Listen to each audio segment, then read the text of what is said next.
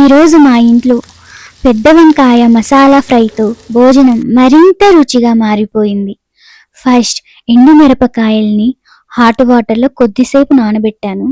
బాగా నానిన తర్వాత వాటిని ఒక జార్లో తీసుకున్నాను. తరువాత వెల్లుల్లి రెబ్బలు కూడా అందులో వేసుకున్నాను. నెక్స్ట్ ధనియాల పొడి, పసుపు, సాల్ట్, అల్లం పేస్ట్ కూడా యాడ్ చేసుకున్నాను.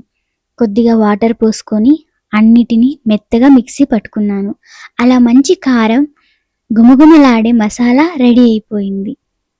తర్వాత పెద్ద వంకాయలు తీసుకొని నిలువుగా సన్నగా కట్ చేసుకున్నాను.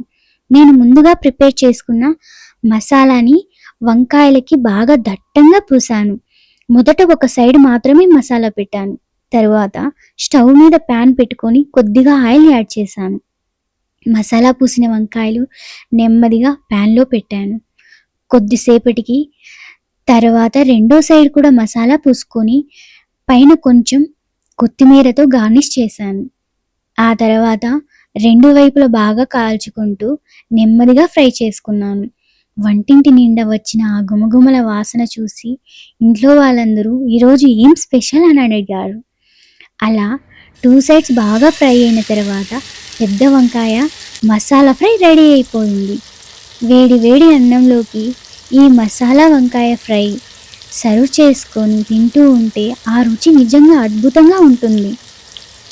కారం, వెల్లుల్లి, ధనియాల పొడి కలిసిన ఆ మసాలా ప్రతి ముద్దను మరింత రుచిగా మార్చేస్తుంది.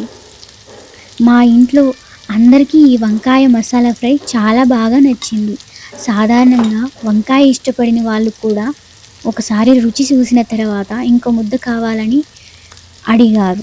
ఇలా ఇంట్లో ప్రేమగా చేసిన వంటలలో ఉండే రుచి, ఆనందం వేరే ఎక్కడ దొరుకుతుంది. మీరు కూడా ఒకసారి ఈ పెద్ద వంకాయ మసాలా ఫ్రైని ట్రై చేసి చూడండి. వేడి వేడి అన్నంలోకి తింటూ ఉంటే చాలా సూపర్గా ఉంటుంది.